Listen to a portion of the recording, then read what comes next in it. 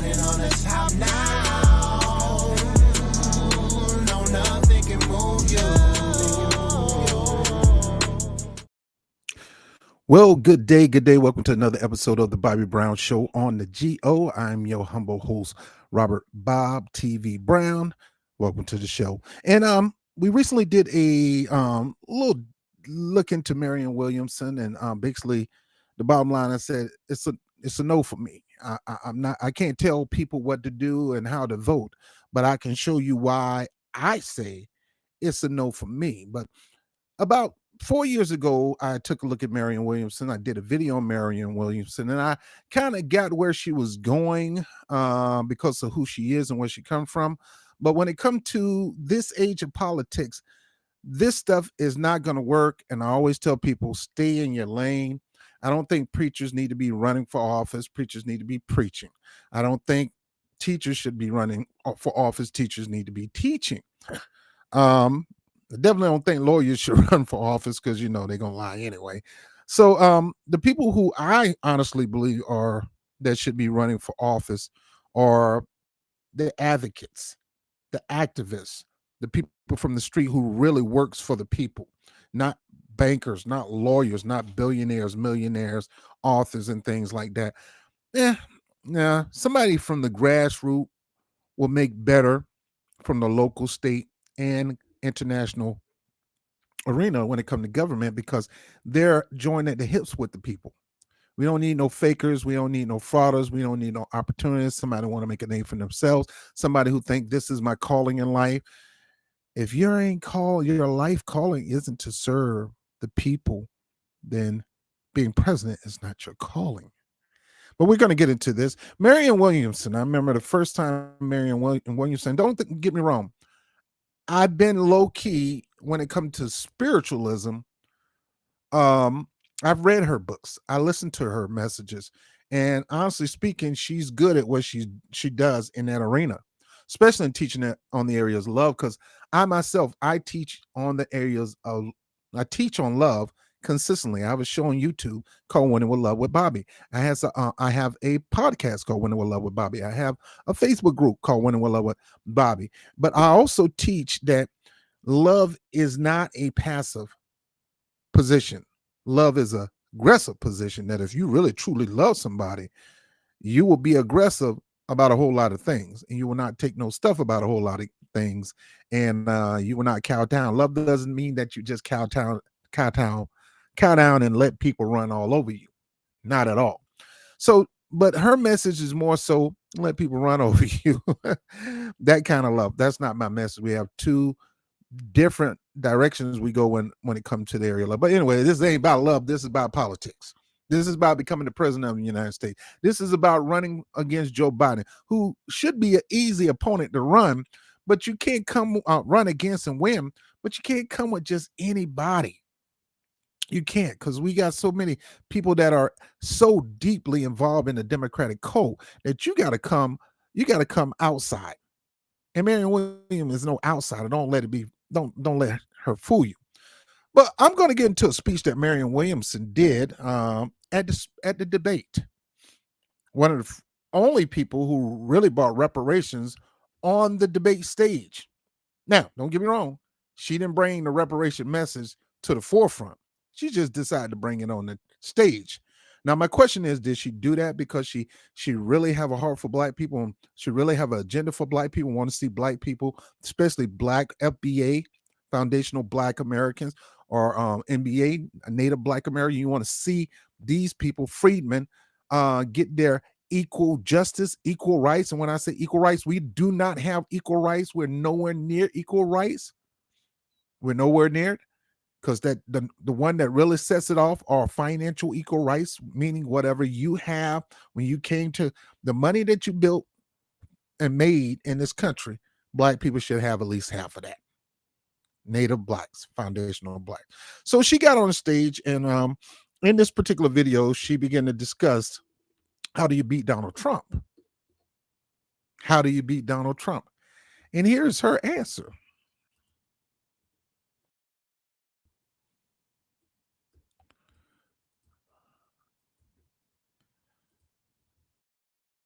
Got to get used to this software, man. Don't even want to play for me.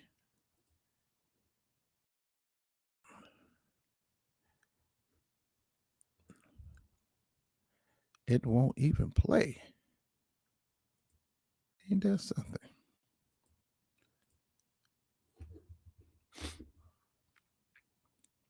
Ain't that something? Let me try this again. All right, so let me try to pull this one up again. I'm having a little issue with it. I'm still getting used to this software. So let me see if I can pull this thing up again. There we go. Let's see if it will play now. All right. Sorry we haven't talked more tonight about how we're going to beat Donald Trump. I have an idea about Donald Trump. Donald Trump is not going to be beaten just by insider politics talk. He's not going to be beaten just by somebody who has plans. He's going to be... It's funny how he got beat by insider politics. Donald Trump did not win this way. Beaten by somebody who has an idea what this man has done. This man has reached into the psyche of the American people, and he has harnessed fear for political purposes. So, Mr. President, if you're listening, I want you to hear me, please. You have harnessed fear for political purposes, and only love can cast that out. So I, sir... Every politician on the national stage, whether it's House of Representatives, whether it's Congress, the Senate, the House of Representatives, no matter where it's at, they always harness fear. If you don't vote for, especially when it comes to the black community, man, if you don't vote for Joe Biden, you ain't black. That's a statement of fear.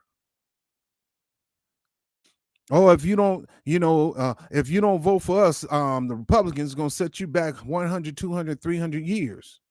We're going to go back to segregate, and we're going to go back to Jim Crow. We're going to go back to when black people had no full rights. Matter of fact, everybody's going to get hit hard. You see that on Democratic and Republican side. It's always fear, Marianne Williamson. It ain't just Trump. All those people on that stage is running on fear, because they all are talking about be scared of Trump. And whatever it takes, we got to defeat Trump. That's a statement of fear. I mean, from the goody good Bernie Sanders to Cory Booker to you name it. Fear, fear, fear, fear. The Republicans get control. We're going to go to war. Guess what? We're on the verge of going to war, and we got a Democrat who's really a Republican, who's really a conservative, that just, this has always happened. They always use the politics of fear. That didn't just start with Donald Trump, but let's get some more into it. Sir, I have a feeling you know what you're doing. I'm going to harness love for political purposes.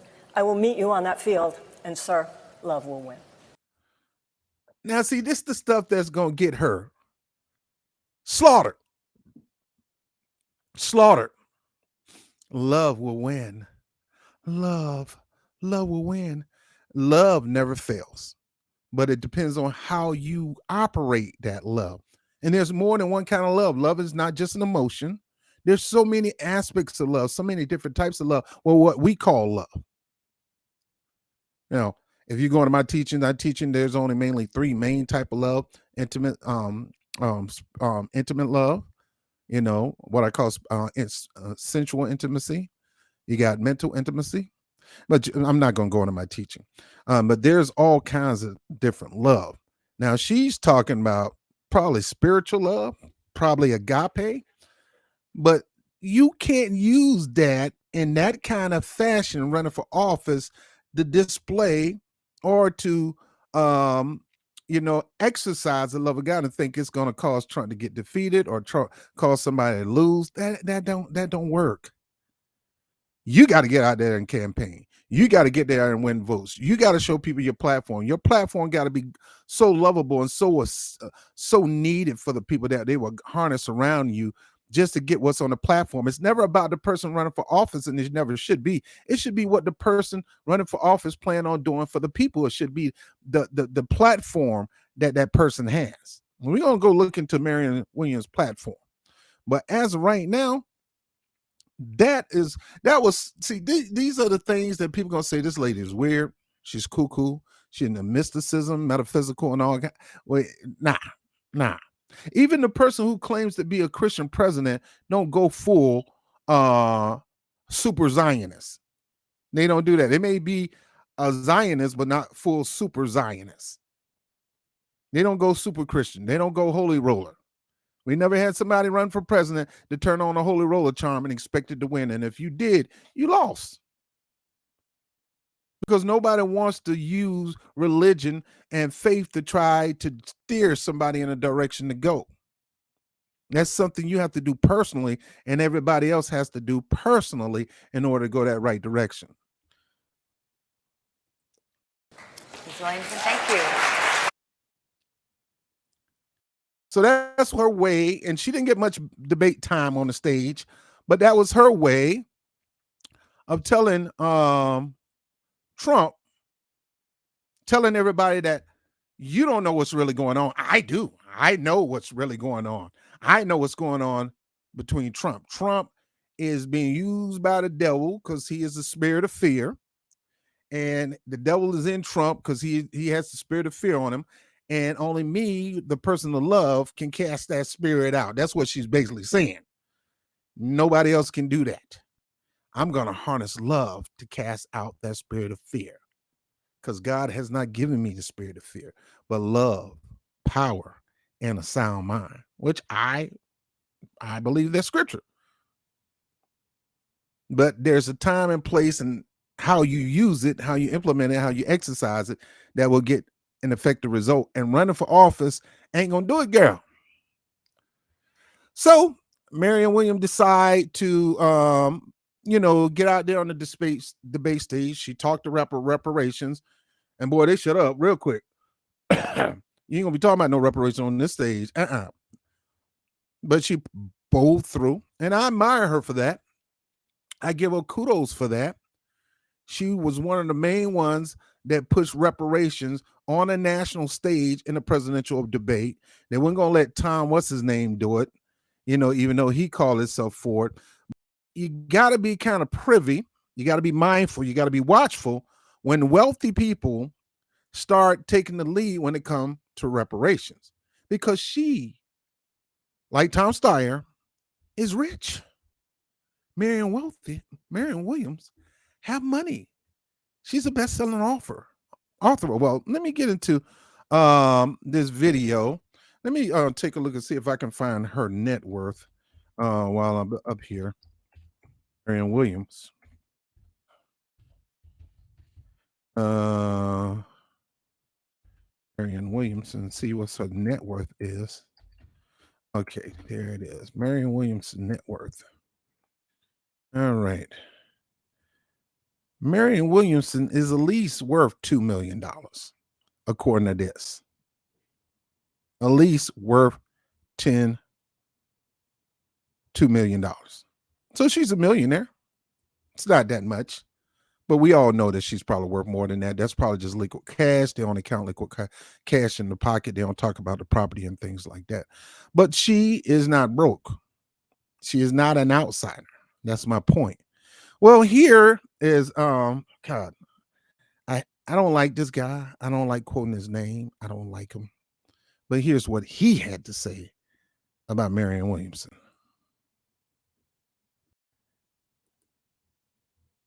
Right? I practice it in the mirror. During the second Democratic debate in Detroit in late July, Google tracked which of the 10 candidates on stage were being searched the most on its platform during the proceedings. In Montana, it was home state governor Steve Bullock.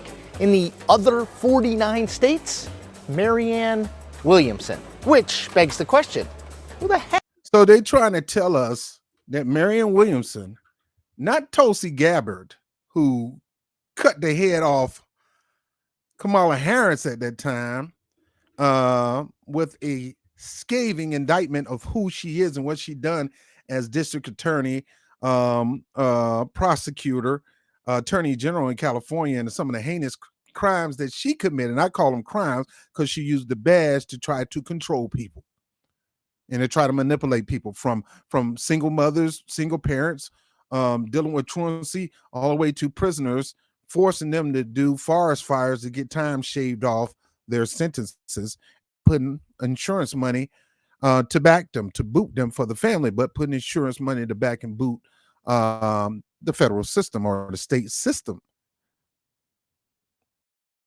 He's up here talking about Marianne Williamson. That's a doggone lie. You gonna tell me, how is she trending back then? Well, let's listen to him. That's why I don't like this guy. I don't even like to quote his name. Heck is Marianne Williamson? Well, the short answer to that is that Williamson is one of the 24 candidates running for the Democratic nomination for president in 2020. Imagine that. 24 people running for president in 2020. 24. Now we got the first challenger to Joe Biden. Now, I mean, don't get me wrong. There should always be a person to challenge a person running for office. It should not be a easy, fast track to the next 4 years, because you need to be graded. There need to be a report card. You need to be called to the carpet for the work that you did. And the only way you can get somebody to call you to the carpet for the work that you did is somebody to primary you, to challenge you. The key is that if you primary and challenge them, there's two goals. Number one, to win. So you got to have the juice. Number two is to push somebody to your position of thinking and thought. And look, let me tell you something. Bernie Sanders couldn't even do that with the monumental campaign he had in 2016. You know, he barely got some of the things into the Democratic platform. Barely got Hillary Clinton to move his way. Hillary Clinton controlled most of the situation, controlled most of the people that was on that on the delegate scene when it comes to redoing the Democratic platform.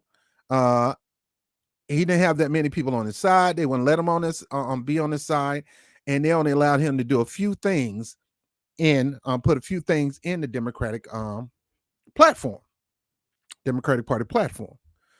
My thing is, how in the blue hell and where in the blue hell, red hell, yellow hell, green hell, do Marianne Williamson think that she's going to have that same juice? Again, the purpose of running for office is you got to be prepared to run a monumental campaign to beat one of the legendary incumbent presidents. I mean, what you call lame duck president, somebody that's already in office that really don't have to be challenged, that can really walk into the next 4 years if nobody challenged him.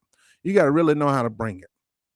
And you have to really convince Black people, Latino and all that Joe Biden ain't don't need another 4 years. Honestly speaking, I think the only way Joe Biden's really going to get something done in the next 4 years if he move out the way. Who's going to take his place? Definitely not Kamala Harris, and it definitely shouldn't be Marianne Williamson. There need to be somebody to come out. If you're a Democrat and you want to vote for a Democrat over Republican, they're going to have to be some firebrand from outside that comes in the party. And Marianne Williamson is not it, Kyle Kalinske.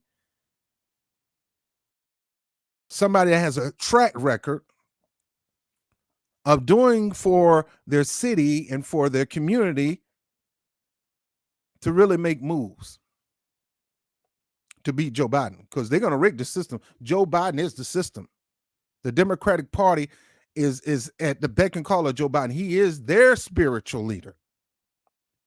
He is their guru. Whatever he say goes. And I'm talking about for the squad and everything. The squad ain't going to back Marianne Williamson. None of these people going to back Marianne Williamson. They already letting you know they're going to back Joe Biden. Even Marianne Williamson going to let you know that she's going to back Joe Biden at the end of the day when she loses. But let me get into it. Longer answer to that question is, well, it's long, but it is also amazing. Williamson made her name as a self-help author and spiritual guru/advisor. What a job title. According to Amazon, 7 of her 13 books have made the New York Times bestseller list, and 4 went all the way to number. Why does it keep doing that? So she have Jesus. So she has 17 books. 17 books, 3 bestsellers. She goes around the country speaking, paid engagements now. Every now and then she'll go to a church, but these are paid gigs, packing out arenas for people who, mostly women, to go see her speak. Mostly women who dealing with issues to go hear her speak. Women need answers. Women need to be reinforced, which is a good thing. Don't get me wrong. And they pay her big money for the speeches. Good on Marianne Williamson. But they still don't qualify for you to be the leader of the free world. Joe Biden isn't even qualified in my book, the leader of free rule. Look where we're going right now. We're about to head into a nuclear freaking war because this guy, in my honest opinion, so afraid that a certain demographic is losing their grip on world domination that they'd rather blow up the entire world than give it to anybody else to take lead. But that's my personal opinion.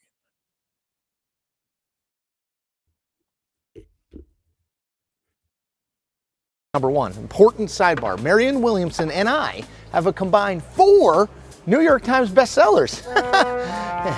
In the broadest strokes, Williamson preaches a sort of semi-secular gospel of love. Her semi-secular gospel of love.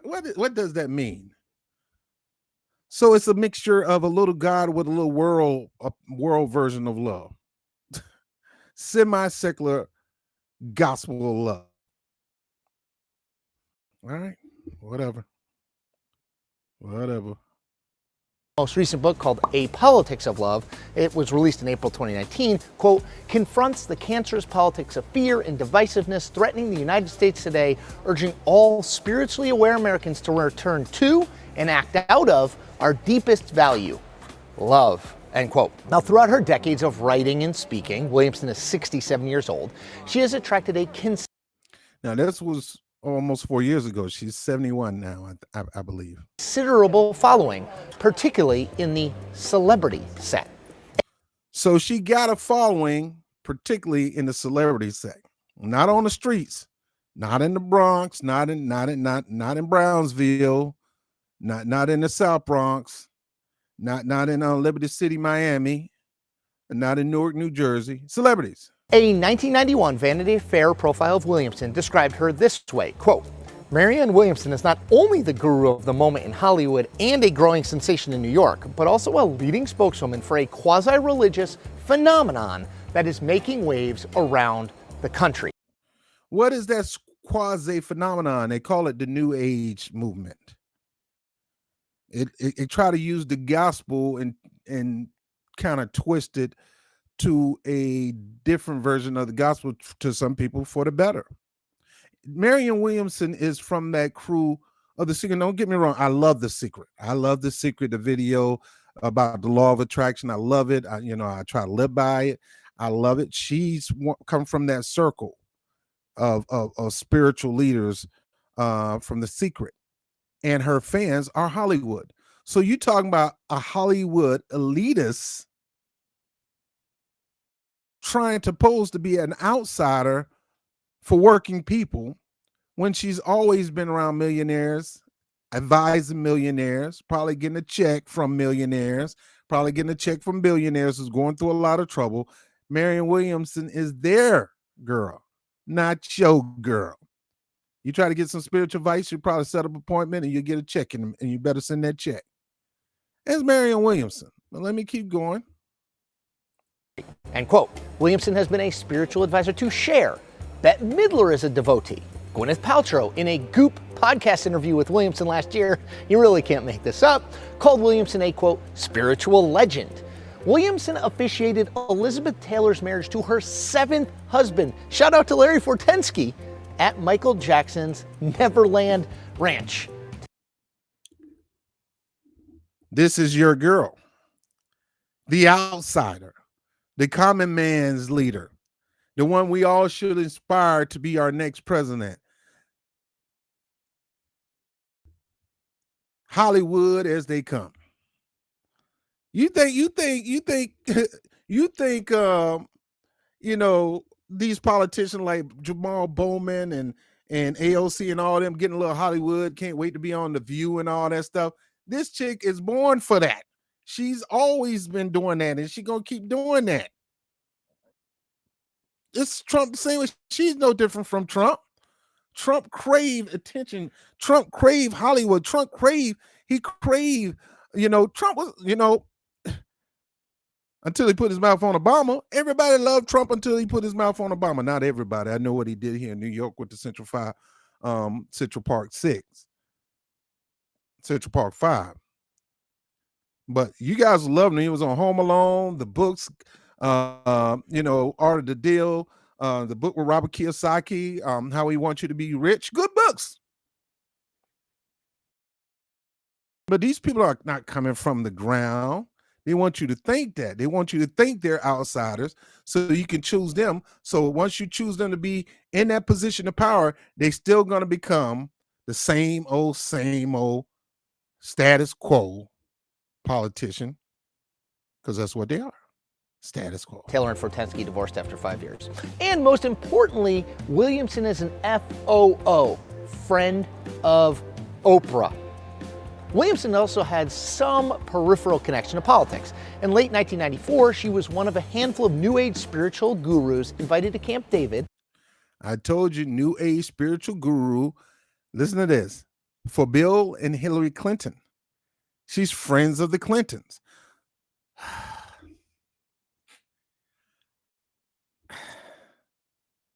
How do you think she gonna do something for black people, let alone anybody, the workers class, the labor movement? How in the world you think she gonna do that when she's friends and always been friends with these political elites? You can hear her in her dictation, in her posture. You can smell a con a mile away. When I say con, when it comes to this, she's gonna con you to think that this is her thing and she's doing this for you when she's not doing it for you. Was a spiritual guru for Bill and Hillary Clinton. By Bill and Hillary Clinton as the president and first lady sought to grapple with the massive losses for Democrats, their party, in the midterm elections and try to find a new way forward over the second half of his first term. According to journalist Bob Wood.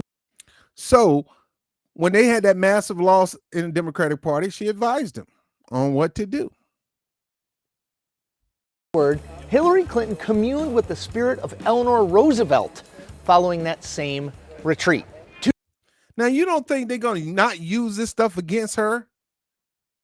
That she's using divination to connect rich elite people to dead spirits? You don't think they're not going to bring this stuff up? Forget about Trump bringing this stuff up, Kyle Kalinske. Joe Biden's going to bring this stuff up. Man, everybody and their mama going to bring this stuff up.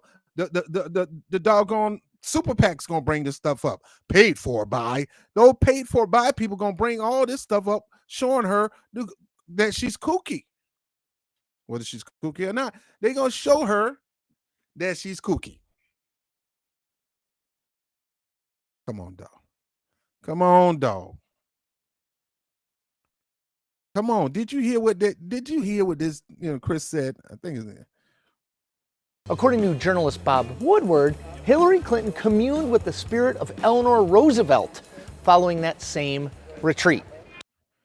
Commune with the spirit of, this is Bob Woodward now. Bob Woodward, Mr.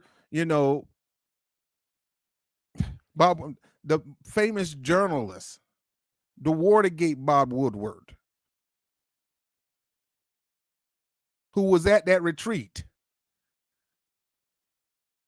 These guys are weirdos, man. And she's in the mix of those weirdos. 2 decades later, Williamson decided to enter politics in her own right, running for the open 33rd district in California, a congressional seat that includes hugely affluent communities like Santa Monica, Malibu, and Brentwood. So she ran for office in a wealthy elitist neighborhood. Ran.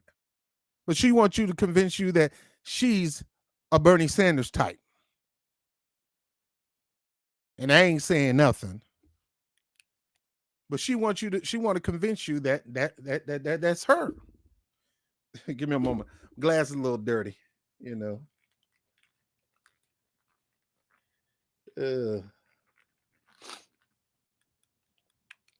But that's your girl, Cal. She lived among the wealthy. She ran among the wealthy. She communed with the wealthy. She get the wealthy together to commune with dead wealthy spirits. But that's your girl. How did that race go? Well, her celebrity devotees turned out in droves. Nicole Richie, Katy Perry, and yes, Kim Kardashian had all supported her in that race. Alanis Morissette, isn't it ironic? More rich people, more filthy, stinking rich people to her side. And that's where she's going to get her campaign finance from. And then she's going to ask you to send her small dollar donation when she's going to be giving these big dollar donations from these Hollywood elites, her buddies. The devil is a lie. I ain't giving you one red dime, girl. I don't give money to my pastor. Might give it to the church and help out with the lights and stuff like that because that somebody got to pay it. But I ain't giving no money to no preacher. And we got a board and we know exactly where that money is going because the church got access to what's going on in the finances every month. We know what the deal is. Bet you she's going to ask for money for you to know her platform when you go to the website. And we're going to go to the website. Wrote a song for her campaign. This is true. It's a fact. Look it up. The song is called Today. All told, Williamson raised about $2 million for that congressional candidacy. It didn't really matter. She came in fourth in the race with nearly 13% of the vote. And she'll come in fourth, and Joe Biden might be her only opponent, and she'll still come in fourth place.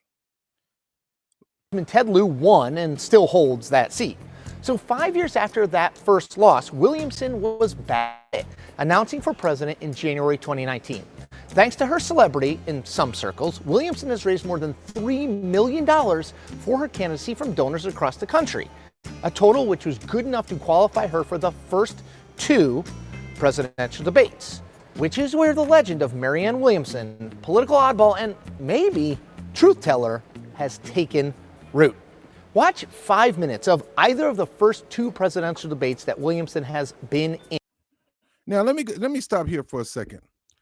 All right, so now this is the sad part about the Democratic Party and running in the Democratic Party and foolishness about those who want to run in the Democratic Party. They rigged the debates. She think, I want to get in there. I got to get in there. I got to get in there and debate Joe Biden. Joe Biden ain't got to debate you. Joe Biden ain't got that, just like them people ain't trying to debate. No, look, Nancy Pelosi wouldn't even what's his name? Freed for Hard, whatever is his name, with the ponytail and the musk beard. She wouldn't even debate him. These people don't have to debate. They run for debates. Heck, the biggest debate that would have killed doggone James Clyburn is the one between him and Marcel Dixon. Marcel Dixon had to run and chase this dude all over South Carolina and all over the freaking city, state, country, because he went out there and campaigned for other people. They don't have to debate you. Yeah, you're raising this money to get on a debate stage, and you're going to use that as a catalyst to debate, and they can change the number of them out any day, anytime, anywhere. Look what happened to Tulsi Gabbard. After she slaughtered and she nailed it in the first 2 debates. I mean, she decapitated pretty much Kamala Harris to the point that she was weakened to the point where she had to drop out the race. First one. And then when it came to rebutting and talk about Joe Biden and racism, she went and covered for Joe Biden just like this chick is going to cover for Joe Biden too, because she's a Democrat.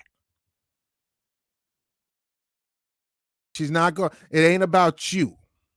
She said, I'm going to work for you, so you need to support me in the Democratic Party. No, if you really want to, you really want to support the people, you really want to support the people, why are you wasting your time in the Democratic Party?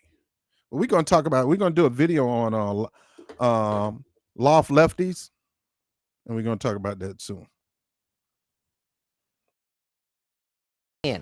And she stands out like a sore thumb. This thumb is fine. Don't worry about me. While the other 9 candidates. She did not stand out as a sore thumb. The only thing really got my attention was when she was talking about reparation. I didn't even recognize this love thing that she was talking about to challenge Trump, because I just saw it when I was looking at some videos earlier. She's not that recognized. She's recognizable, all right. To me, she's a snobbish, wealthy elite that use religion to write books and make money, which, you know, that's her prerogative, but want to turn around and tell you that she got your back. And she's probably going to write another book for you to buy, just like Bernie Sanders did after the campaign is over. After she loses to Joe Biden, which she shouldn't lose. A frog should be able to beat Joe Biden right now. A frog. And she is the frog in the race. She should be able to beat Joe Biden, but because the rule, the regulation, the Democratic Party cater in favor of him, and he can change it anytime he wants because the Democratic National Convention is at his beck and call. Jamie Harris and all of them. It's going to go Joe way, not hers. On stage are vying to interrupt one another at every turn and deliver their scripted talking points and one-liners. Williamson is speaking in global and beyond terms, and all of it done in her totally recognizable and also totally unplaceable accent. Take her closing statement. That's the part I hate. I don't like her accent. She may be a beautiful person on the side, but her voice seems like she's, you know, oh, I'm better than you, but okay. It sounds elitist. Of course, that's gonna turn him on. He'd probably be in the back room rubbing his nipples every time she talk. Because that's just that guy. He's that type of guy. He's really that type of guy. But her voice don't do nothing for me. It make me not even want to have nothing to do with her. In the condescending way she talked to people and try to correct people and things like that, that's not good to me. And how she protects Joe Biden and how she protects Bernie Sanders.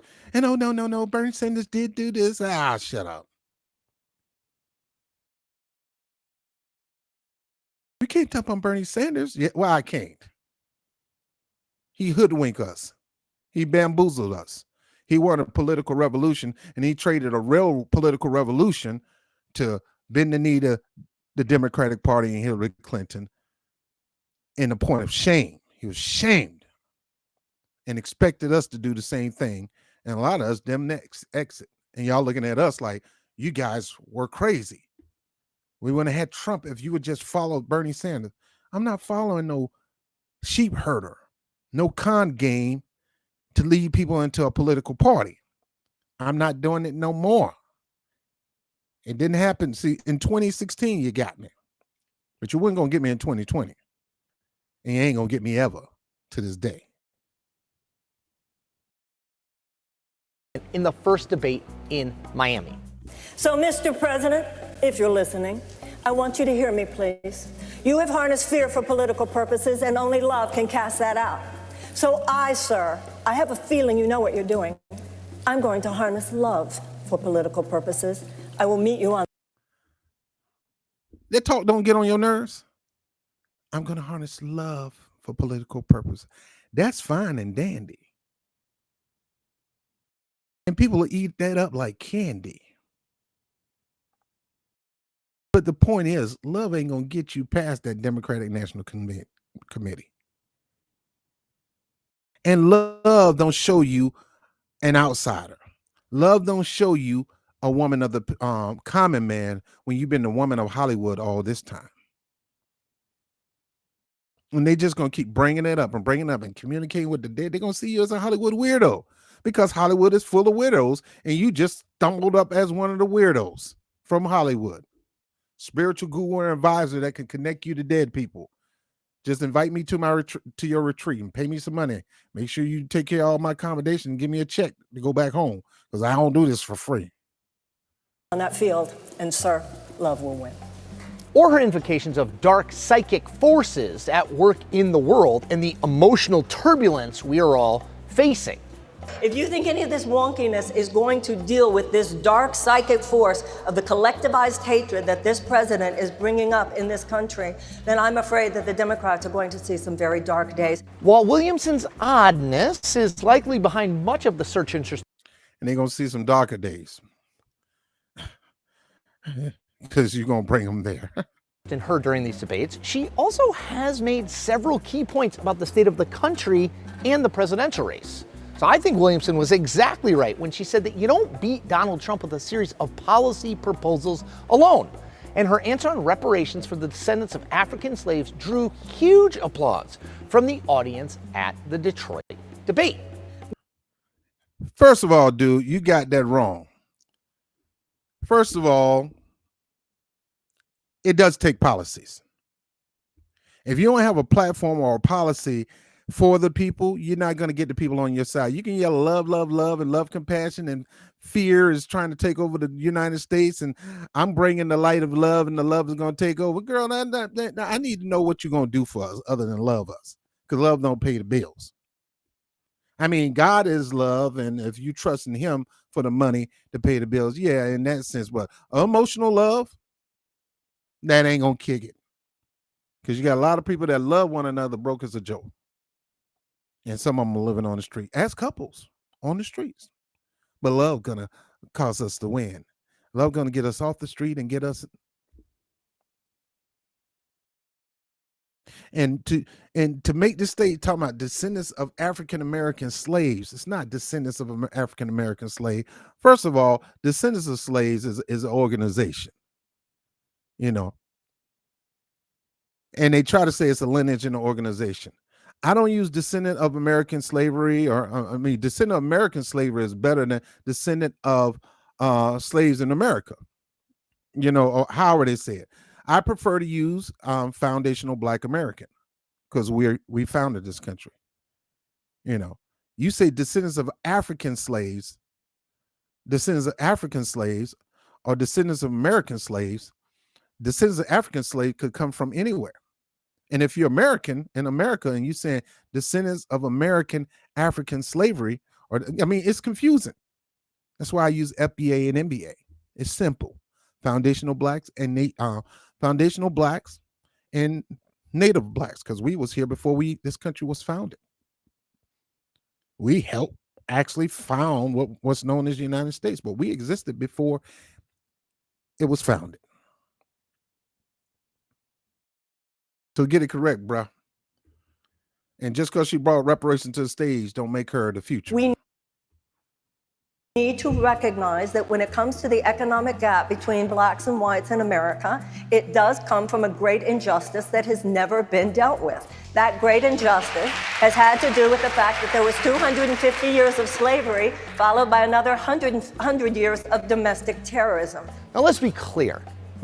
Which she is right, and we give her props for that. Black people give her props. We appreciate her taking that to the platform stage. We had a little disagreement on what it is. You can't determine what it is and what it should be because you're not one of us. So stand down, Marianne Williamson. We tell you what it is, and you go on the forefront, but you got to commit to us. We don't commit to you. You don't come to us and say, give us your vote, and I'm going to push reparation. No, you push our reparation plan, and we'll give you your vote. Our vote. Marianne Williamson ain't going to be the Democratic nominee for president. Prove me. And she ain't going to be for this one. Me wrong, Marianne, but she's already made the race a hell of a lot more interesting. And that is the point. She ain't made nothing more interesting in that race. No interest in that race. Yes, she brought love against Donald Trump, and nobody was buying that. That's a bunch of crock, and people putting their finger in their throat, talking about, I can vomit just by her saying that. And other people, black people, wouldn't come to reparation, were like, that sounds good, but we need to know what it is. What you talking about? Have you spent time with Claude Anderson? What reparation expert has you spent time with? Well, she went to American Descendants of Slaves organization and talked to Tone and Yvette, I guess, but mainly Tone. And Tone corrected her on some of the things, but she never really talked about true experts. Like, I think she did have Sandy Darity on her show, and Sandy Darity had to correct her. But she never had Claude Anderson. Never sat and talked with Claude Anderson, the foremost person that's been talking about reparation for decades. Used to work for the Carter administration. He has been dealing with this situation for a long time, pushing black people to take a stronger stance, and even to the point of disconnecting yourself from politics as usual and becoming a voting bloc and making these people come to you for power instead of you just freely giving them power. Now, Chris, I don't like Chris. Let's just get Chris off the menu. All right, so here's Marianne Williamson. She goes on Morning Joe and begin to talk about her campaign. Williamson, candidate for the Democratic nomination for president. What the Well, it's not Democratic Morning Party Joe. should do is to truly return to the principles of Franklin Delano Roosevelt, not just alleviate people. All right, so she goes on Jonathan with his cape on, caping for white master. you know, and when I say that, I mean he just for the elites on high, which predominantly not people of color, he just go out, he do whatever he need to do, even if it means dumping and rejecting black people and the move that black people are making from the grassroots. Jonathan just put his cape on. His heart is not in the right place when it comes to us. He put on his cape for white supremacy. And that's what I mean, the white elites who think they're better than everybody. I'm not talking about just white people in general. I got to clear that up because some of you people just take stuff the wrong way. No, he sold out to MSNBC. He'll do whatever NBC tell him to do. He has no room for being his own person. He's another talking head, another political opponent with, another news reporter, another propagandist. That's Jonathan Capehart. But let's listen to Marianne on his show. People suffering, but offer them genuine economic reform, not just help people survive in an unjust system. The Democratic Party should end an unjust system. President Joe Biden has his first challenger for the 2020. So she's saying that the Democratic Party should end the unjust system. The Democratic Party is part of the unjust system, lady. The Republican Party is part of the unjust system. They work together to make sure the system is unjust. The only way to end it is to crush both of them.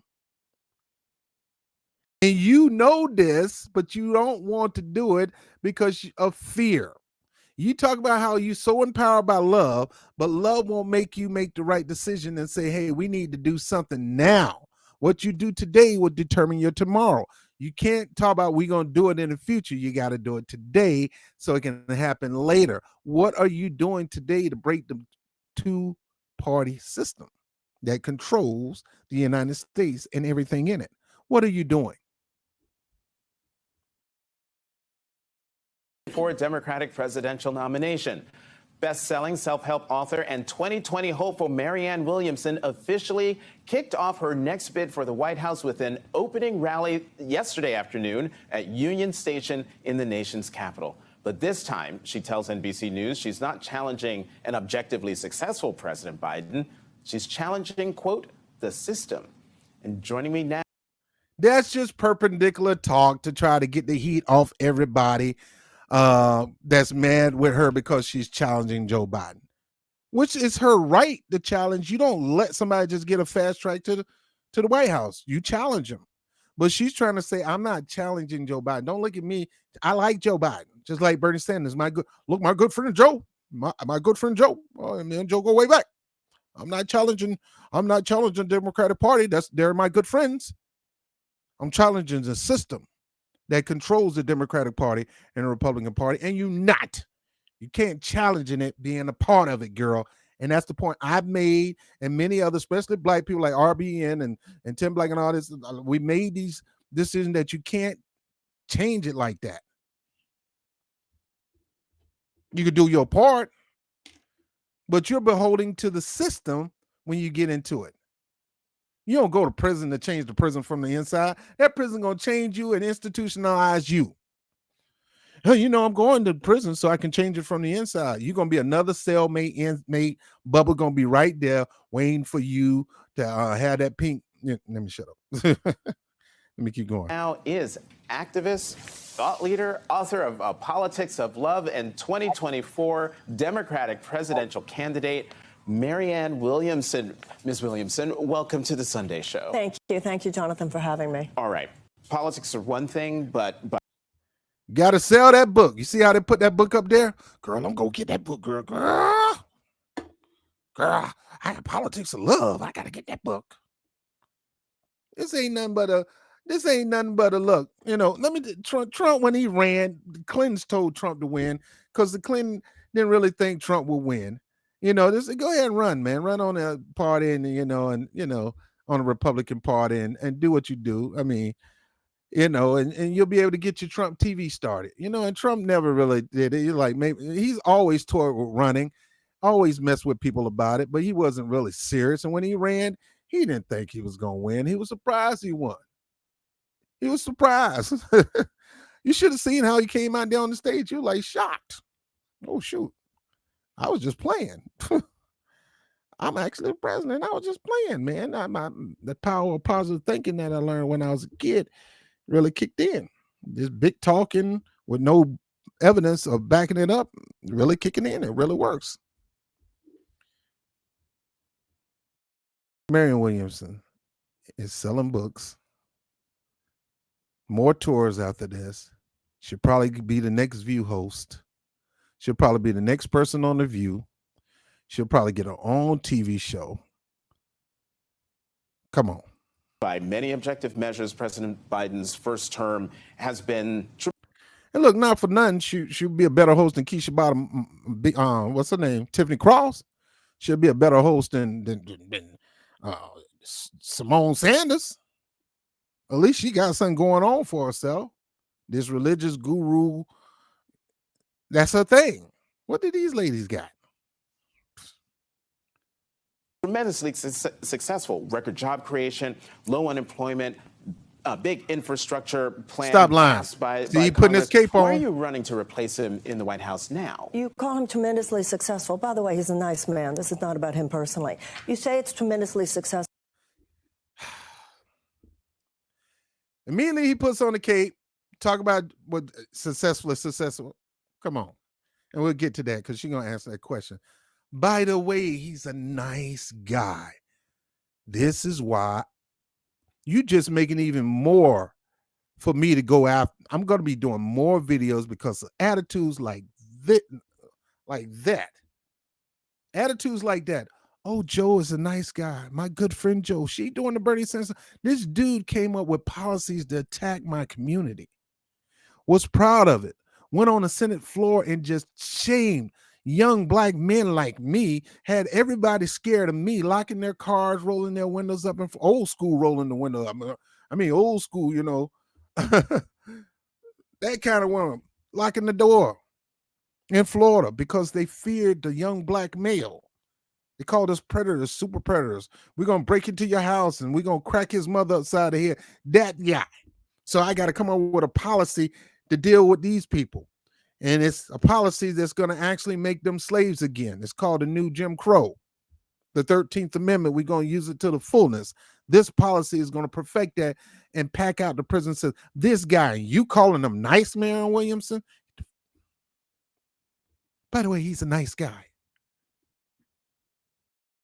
If you are among the 20% of Americans who are doing pretty well in today's economy, that makes sense. To the 80% of Americans who represent a vast sea of economic despair outside that island, they're not feeling that the economy is doing well. You still got 64% of all Americans who are living paycheck to paycheck. You still got 18 million Americans who can't even fulfill the prescriptions that their doctors give them, which would be settled if we had Now, these politicians really trip me out. Because, okay, you know the stats, Marianne. Everybody knows that. You can run off the stats. That don't impress me. What are you going to do? Let me hear what you're going to do in this interview with Jonathan putting his cape on. universal health care. We have not lifted the minimum wage. They hid behind the skirts of the parliamentarian on that. So you've got a third of America's workforce living on less than $15 an hour and unable to afford able to afford a place to live. And you've got 12 million children who are hungry. And under this administration. But that don't affect you. None of this stuff affect you. You got food. You got a nice house. A nice house. You got it made. You got money in the bank. You got investments. I know, Marianne. You trying to show that you identify with our needs and our hurts. And you don't. You don't. Joe Biden don't. None of these fools don't. You don't. And I know you know the stats. That don't impress me. And that Congress, they had passed the child credit tax, the child credit, which halved child poverty. But then when it expired, they didn't bother to permanentize it. So this inside the Beltway, commentary about how Joe always passing stuff that he knows is going to expire. Of the majority of Americans. And I hear you, and I'm sure lots of people who are watching hear you too. My question is, how are you going to achieve that as president of the United States when the folks in that building, especially now with the Republican Congress, they don't want to do any of this stuff? Well, first of all, the Republicans would never have hid behind the skirts of the parliamentarian. That's number one. Your people, the Democratic leg, House and the Senate, didn't want to do it because they hid behind excuses. Senate parliamentarian. Big excuse. So don't act like you guys want to do it. They don't want to do it. None of them want to do it. Hakeem Jeffrey, none of them want to do it. One. Number two, the president does not even mention universal health care. The president, one of the things that has nothing to do with Congress specifically that the president could do much more about has to do with climate change. The president has given more permits for drilling, for oil drilling, than Trump did. So there's a lot to do with what the president has done, what the president's administration done, and what he could be doing with executive orders. So you're headed to South Carolina tonight. Yes. You'll be doing events tomorrow. Now, she talk a good game. Sound like she knows what she's doing. She still ain't come up with a solution on what she would do different. And at the end of the day, she just told you that Joe Biden is a nice guy. He's a nice guy. He's a good guy. I admire Joe Biden. I admire him just for the fact that he helped us get rid of Trump. That's my boy. That's my guy. So at the end of the day, even if I don't win, I'm going to tell myself and all my supporters to support that guy. So she's still just another Democrat running in the Democratic Party. And that's going to look at you and say, hey, I agree with third parties too, but I'm getting in there because I need to change the prison from the inside. I need the prisoners to run the prison. Not the wardens, not the chief.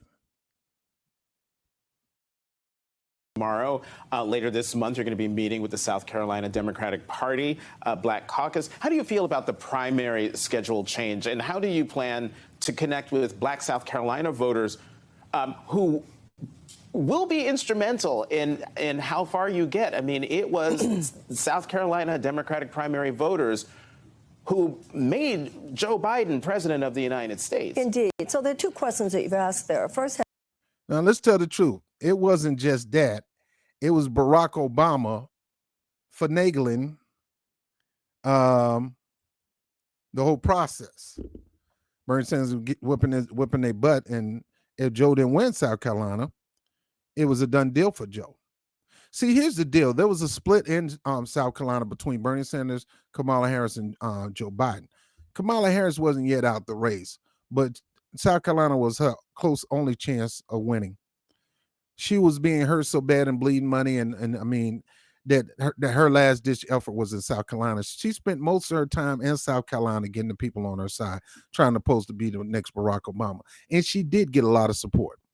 Bernie Sanders did get a lot of support. He hardly go down there. And then you had Joe Biden getting a lot of support. They had to try to work out some kind of deal to shut Bernie Sanders down. Because if he went South Carolina, that would have been it. And they weren't going to let that happen. So they came together with the leadership of Barack Obama. Look here, making phone calls. I need y'all to drop everything. And I need y'all to get behind Joe. Because I'm not going to work with you. And I'm going to tell everybody else don't work with you. I need you to support Joe. Drop everything. Pete Buttigieg had to turn this plane around. Kamala Harris dropped out. Some caveats was offered to Kamala Harris that you drop out, I may put you at the top of my VP list, but I need you to drop out. So her dropping out automatically got those votes to go Biden way and not Bernie Sanders' way. Bernie Sanders, he skate around all the black issues. He want to keep it working class. The working class people, when black people saying, no, what are you going to do for us? What's your plan for us? What is your black agenda?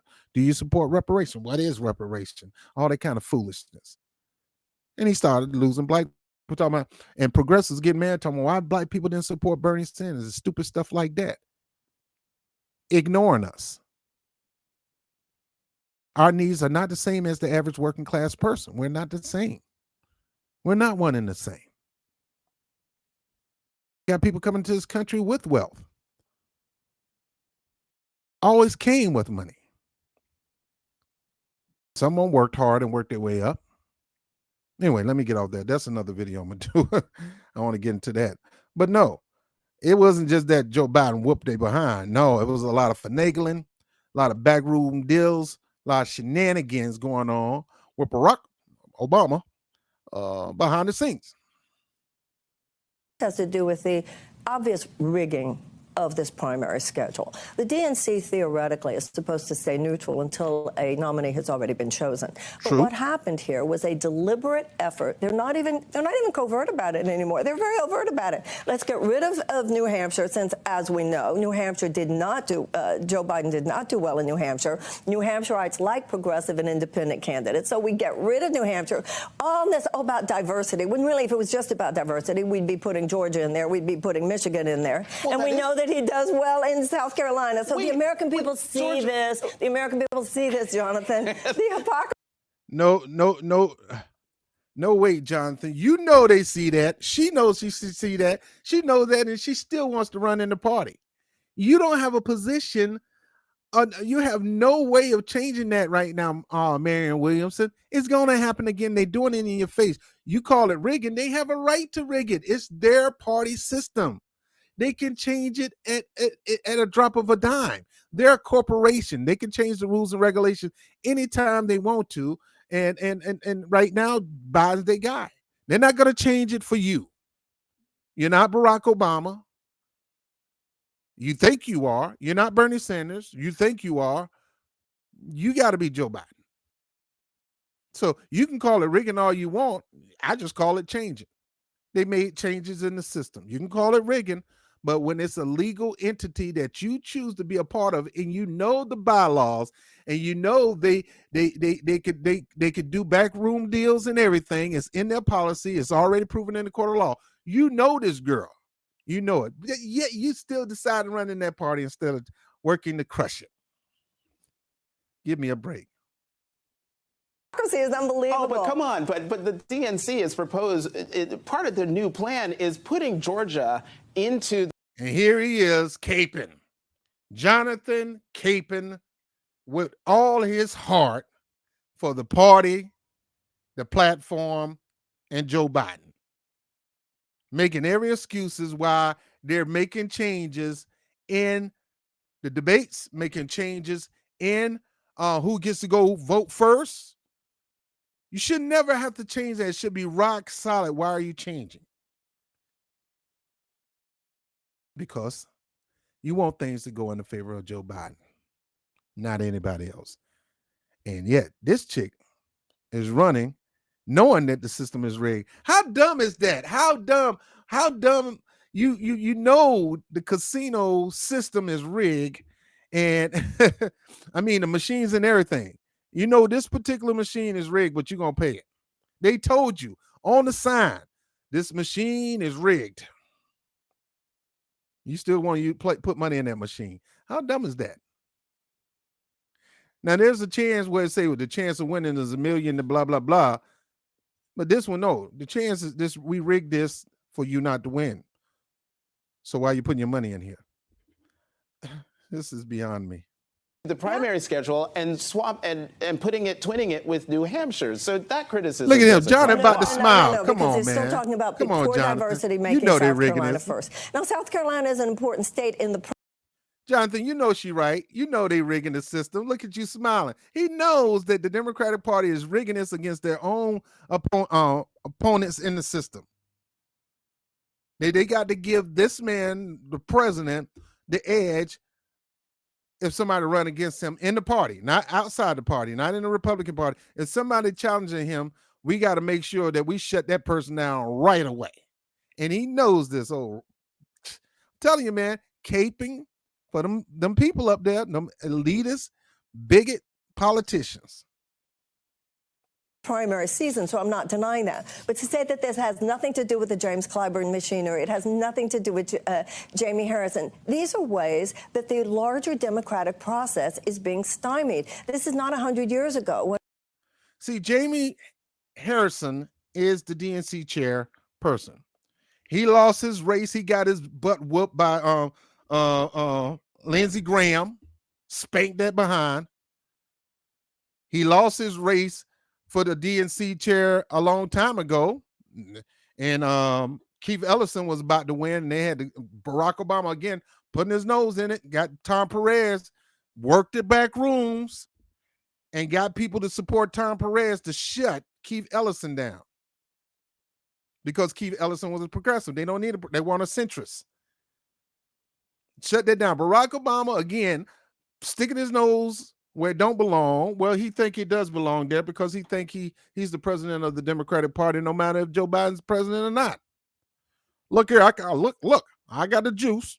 I got the power. I can do whatever I want. If I want to rig it, I can rig it. If I want to get people to support, Michelle, make some phone calls, and we'll make it happen. Yeah, Jamie Harrison, the DNC chair, good friends of Joe Biden. James Clyburn's handpicked so-called successor. Hopefully, my man Marcel Dixon can get him out of there. Working together to rig this election. Legally, it's not illegal. It's in the bylaws. They can do that. She knows this, yet she decides to still run. I'm still baffled by that. She knows they're rigging. When men get to sit around a table, smoking cigars, deciding who the nominee will be. Okay, you know this. We got Why less you than a running? minute left, and I want to squeeze in two more questions. I thought we were going to talk about black people in South Carolina. Well, we were just a minute ago, but okay.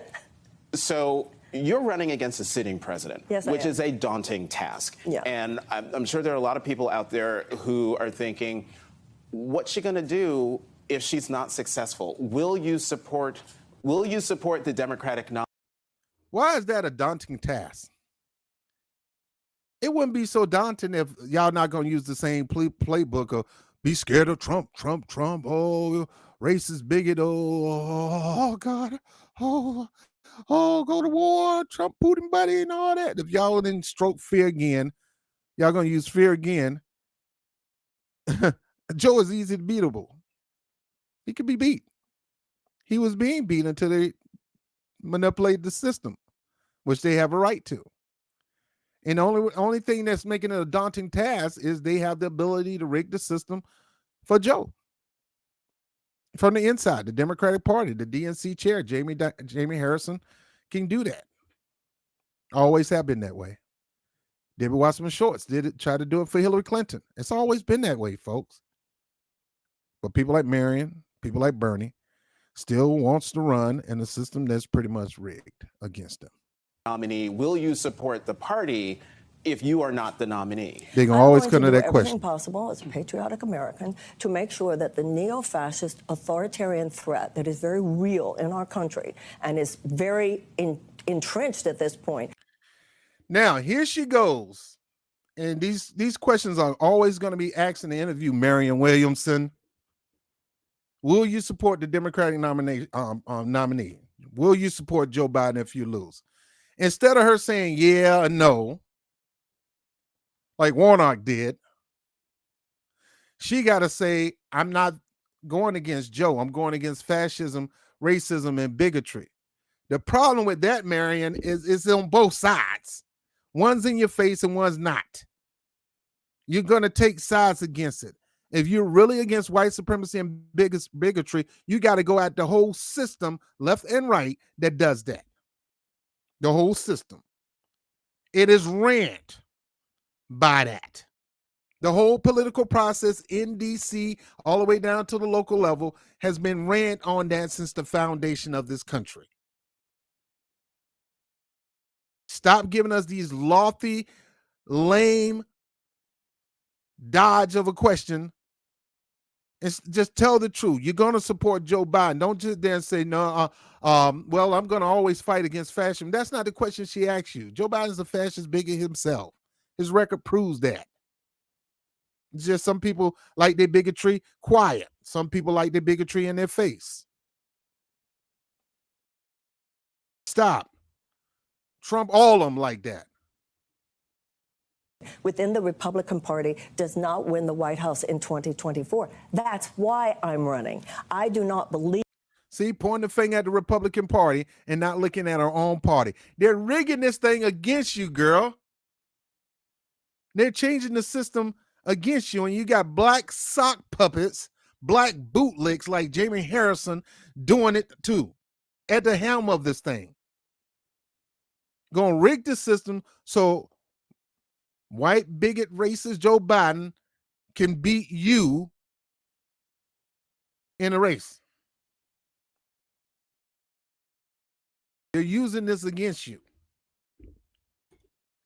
It's on both sides, girl. Stop this stuff. Both sides got pathological lying, bigot, rapists rape allegation, political leaders running for office. Both of them. One just is more proficient at writing legislation and getting it passed than the other one, because the other one can't legislate to save his life because he's a businessman. All he knows how to do is make things happen for us, conducting normal everyday business. He don't know how to he don't know how to do the back scene things of making it happen. He just say, do this, and I expect y'all to make it happen, because that's what a boss do. Do this job and expect you to do it. That's Trump. Joe Biden has that experience of actually doing the job. Now he's the boss. He's also know how to work it into the system. Trump don't know how to do that.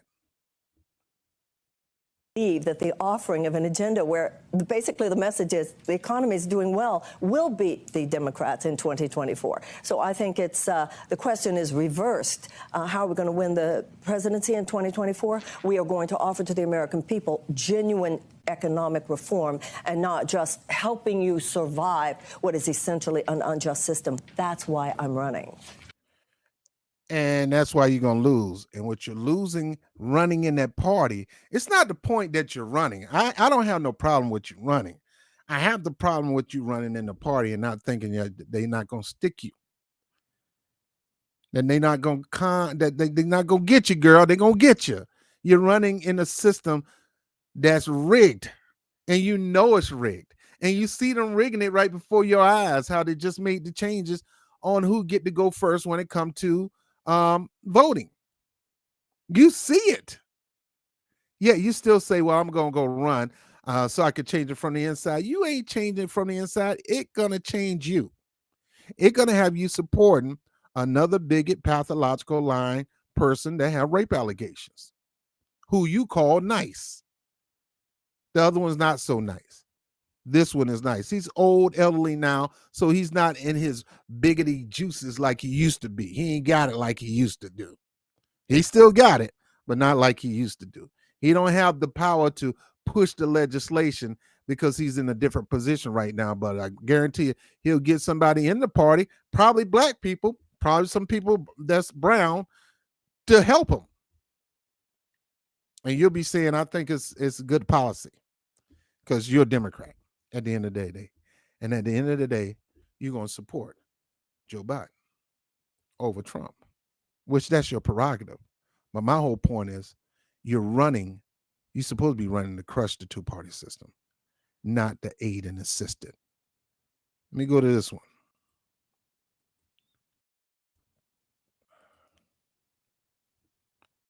I'm Marianne Williamson, and when I was growing up, America had a vibrant middle class. The average American worker had decent benefits, could afford a home, could afford a car, could afford a yearly vacation, could afford for one member of the couple to stay home if they wished, and could afford to send their kids to college. But over the last 50 years, there's been a massive transfer of wealth to the tune of $50 trillion from the bottom 90% of Americans to the top 1%, decimating America's middle class. We all owe President Biden a debt of gratitude for defeating. Here we go. First of all, the reason it got decimated is because your friends, the Clintons, did it. They did that. The Clintons did that. They signed the NAFTA, CAFTA, and shipped all our jobs overseas. All the manufacturing jobs are gone.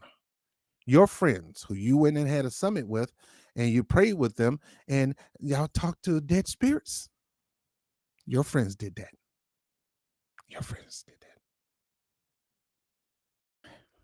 that. And then here she is giving Joe Biden praise again.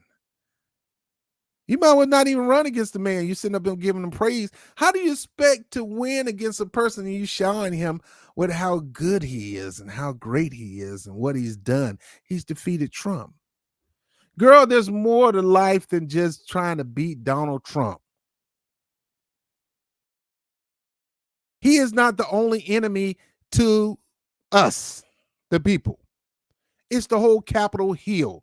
It's majority of the people on Capitol Hill right now, lobbying and fending for themselves and not doing nothing for the American people. Trying to get the next lobbyist position at some marijuana corporation or some banking firm in France if they get booted out of office. People don't give a crap about us. You sitting up here showering these people. President Trump in 2020. But with the things that they're going to be throwing at us in 2024, we need to submit to the American people an agenda of fundamental economic reform, universal health care, tuition-free colleges at state colleges and universities, higher education including tech schools, paternity and maternity leave, free child care, and a guaranteed living wage. These are things that are considered moderate positions in Bernie Sanders policy. Every other advanced democracy. But in the United States, people have been trained to expect too little. The American people have been played. Now that was 2024. And you are playing them like a fiddle, Miss Hollywood guru, spiritual guru to the stars. Now, I'm not going to get into this. This is another video. I want to get into this one. And then we're going to look at Marianne Williamson. We're going to try to look at her platform, see what she's actually running on. But if they ask me to pay, I'm sorry. I'm not giving her one red dime. Sorry. All right. Here's Marianne Williamson on George Stephanopoulos. Or I like to call him George Step on all of us. Why do you want to be president? I want to be president because this country needs to make an economic U-turn. And the system that effectuates and perpetuates that kind of income and opportunity inequality is not changing itself. It tweaks itself every once in a while. There's some... So what's more important, Marianne Williamson? The first step as president is you need to work on that sin that you know that America has committed and need to repent for. That should be the first thing. Why are not you saying, as president, the first thing I'm going to do is this, like the rest of them? I'm going to make sure black people get their reparations. I'm going to make sure they get the reparation. I have a panel with people like Claude Anderson on it. God, I want Claude Anderson to remain alive to help get this thing done. You know, there's no more studies. You admit to that. You don't need to study. You know exactly, now that you've been corrected, what is owed to descendants from American slavery here in the United States, not Central America, not the islands, but here, FBA, NBA. You know. Incremental change, but the devastation, the ubiquitous economic despair and human devastation that is produced by this sociopathic economic system is not changing, and it's not going to change if we continue to elect the same old same. You have been called, I think it was the Associated Press, said you are the longest of long shots. Why do you think you can do this? I would bet that the Associated Press also. Of course, they ain't gonna say that. Anybody's a long shot. They said that about Bernie Sanders. Said that Hillary Clinton was a shoo-in. I'm sure that they would have. I don't know if they would have used that language. Maybe actually. not, No, but that no. system, you know exactly what Hillary Clinton thought she was a sure win, dude. She thought it was her birthright. I'm saying. So the system that is now saying that I'm unserious, I'm not credible, or I'm a long shot is the very system that protects and maintains this idea that only those whose careers have been entrenched within the system that drove us into a ditch should possibly be considered qualified to lead us out of that ditch. My qualification is not that I know how to perpetuate that system. Sounded like Obama. Look, the same people that put us in the ditch, we can't give them the keys to get us out the ditch. Once we get the car out the ditch, don't give them the keys again. You feel me? Get the dust off my shit. Swipe the dust off. You cannot give the same people who drove us in the ditch the keys once we get them out of the ditch. And that's exactly what he did. He gave them the keys. The people who drove this financial, this economy, U.S. economy in a ditch, he got them. He got us out the ditch and gave them the keys again. Hey, look! I got, it is what it is, son. It is what it is. My qualification is that I know how to disrupt it, and that is what we need. Disrupt it how? Oh, well, the first thing. I would say the same thing, dude. How? You're a disruptor. You're gonna disrupt it. How you gonna do? You're gonna get your crystal beads and sit down, legs crossed, and conjure up some spirits from politics past. You're gonna call George Washington up to come give us some advice. You can do is you can cancel all college loan debt. You can make now, sure. Biden just tried that, and then the court stopped him. He tried, yes, and some people think if he had just canceled the entire thing. He should have canceled the entire thing through quantitative easing. There's many ways to cancel student debt. He wasn't trying to try all of them. He wanted to do it his way instead of the people's way. And he had done it immediately. That would not have given his opponents the opportunity to wage the kind of battle against that it has. But there are rules of how you can accomplish things, and you do have to work through Congress. I mean, we don't have a There are many things that the president can do without working through Congress. I don't see myself as running against Joe Biden. I see this campaign as. Here we go again. Now, again, she hit some valid points. I'm not discounting that. There are many ways you can do things without going through Congress. They do it all the time. They do it. This war and giving all this money to Ukraine and backing up Ukraine, that wasn't done. Heck, we went to wars without Congress. We're in proxy wars right now, and we didn't go through Congress. There's so much we've done without Congress approval. Challenging a system, but this administration. She's going to make this always about challenging the system. You can't challenge the system when you're in the system, girl. You got to be outside the system to challenge the system so you can destroy it.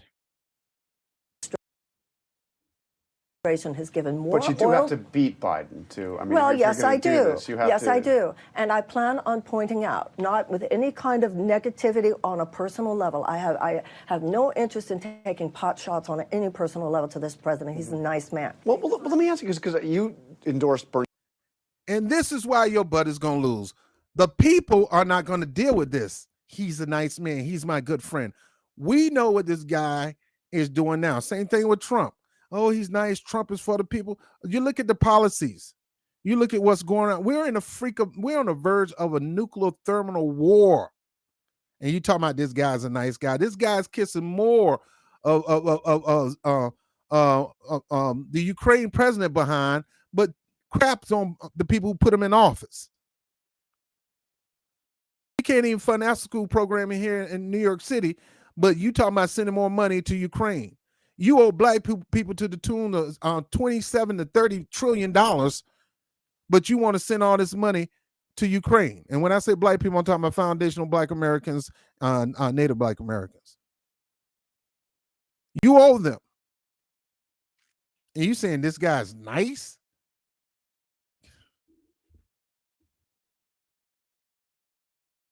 This talk right here does not garner us or anybody to support you, what you send over here kissing this man behind as you run against him. To us, we see this as a waste of time. Bernie Sanders, when you got out of the I race, sure did. you've called Elizabeth Warren. I think you said she was a legend. I mean, She is. I love those people. both of them have said that Biden deserves re-election. You love those people because you want their endorsements. Who are you kidding? Well, that's their opinion. And this is the thing. Are they wrong? So they're wrong? No, it's not about, no. This is a democracy. This is not about what I think is wrong. Obviously, I believe the American people should be offered an agenda for genuine, fundamental economic reform. And it should be the voters who decide. It should not be the DNC that decides. It should be the voters who decide. That is what a democracy is. Do you expect that Biden will debate you? He certainly should debate me. It's called democracy, and I'm running as well. And what about this notion of taking New Hampshire out of its position as first? You're going to New Hampshire. I can tell you that New Hampshireites are not happy about that. The fact that So will you be competing in the New Hampshire primary, even though the Absolutely, I DNC will. has said... This is a democracy. This is the thing. The DNC should not be rigging this system. They don't even pretend anymore. They're not even covert about their swaying the primary season. They're very overt about it. They're going to get... So that's what's going on, is they're rigging the system for Biden. They even admit that, Jonathan. Yeah. By the way, fair use, YouTube. Fair use. I'm not getting paid for these videos. So fair use. If anybody wanted to contribute to the stream, the PayPal information is up top. But I don't get paid for this. Fair use.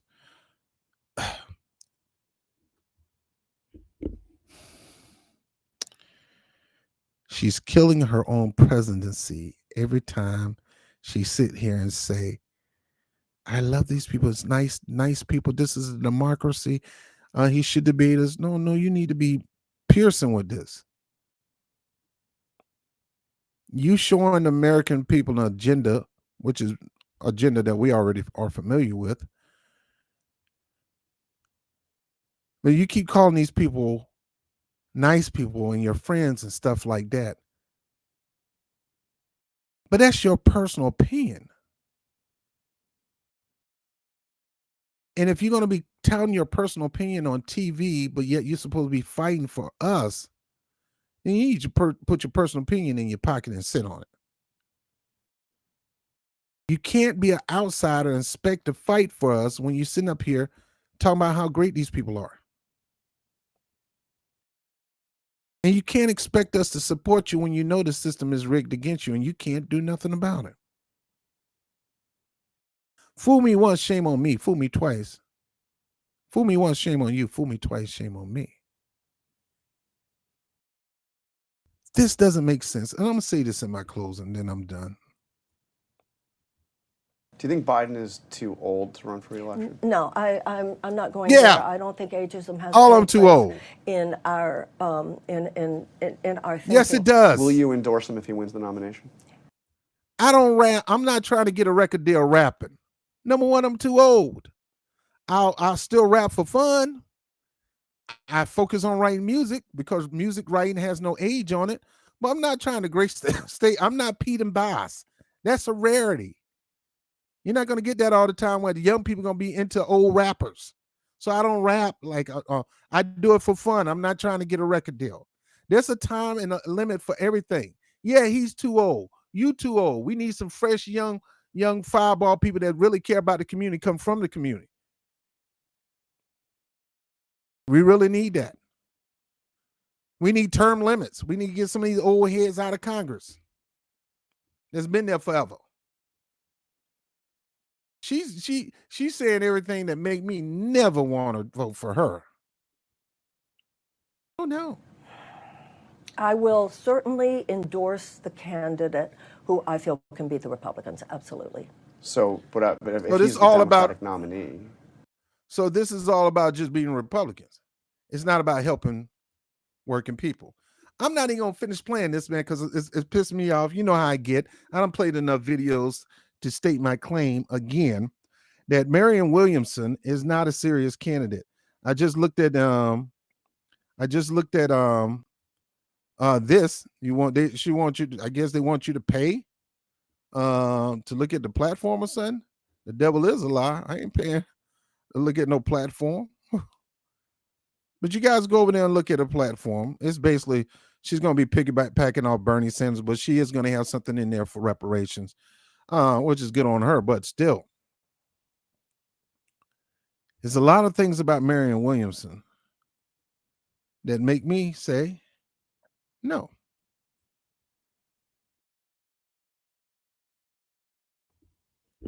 In closing, her past is this: I'm a spiritual advisor. I'm a guru to Hollywood elite stars. I live in the Hollywood elite area. I may have an office in Washington, D.C., but I live among the wealthy.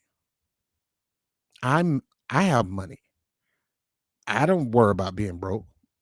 I don't worry about medical care. I don't worry about food. And if I need it, I know how to get it. All I have to do is write a book, run for office, and keep plastering my book out there. And as long as you guys buy my book to know my mind, to see into me, as long as you pay for it, I'm going to continue to eat. I'm going to continue to have money. I'm going to continue. Now, I'm not against her spiritual message when it comes to love. I have no problem with that. And there's probably a whole lot of messages that she have concerning other topics. I don't discriminate people on topics. I discriminate people on their actions. You're running for office against a president where the people have been convinced that he has been doing okay. Now those numbers are slipping, but have no fear. The Democratic National Committee is there to make sure that he gets another 4 years if he decides to run. He haven't announced. If he don't, Kamala Harris ain't it. You're a dead man walking as a political party. You're giving Trump, DeSantis, or anybody else, Nikki Haley, an open walkway to the presidency. Because none of you got the juice.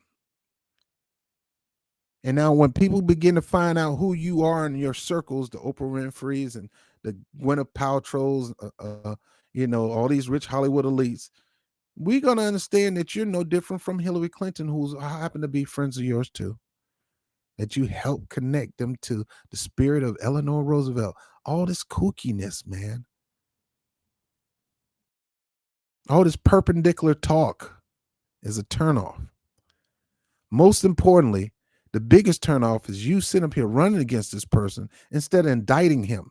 I'm not going to indict him. I'm not that person. Well, I'm indicting him. Bernie Sanders at least indicted him, and that's how people came out and voted for him.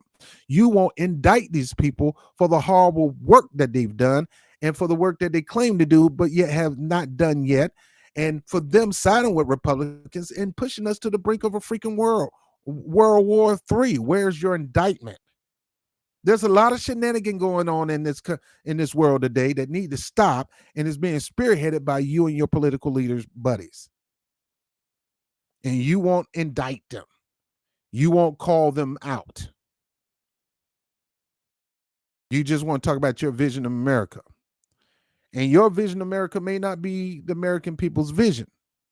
And until you get the vision of American people, and that's what I've been saying all this long, until you get the primary vision of the American people on your platform, you can't expect them to support you, number one. Number two, you cannot, you will never will change the system from inside. The only way to change the system is to tear it down. Yes, I know it's good to go in a house and renovate it. That's what you think you're doing.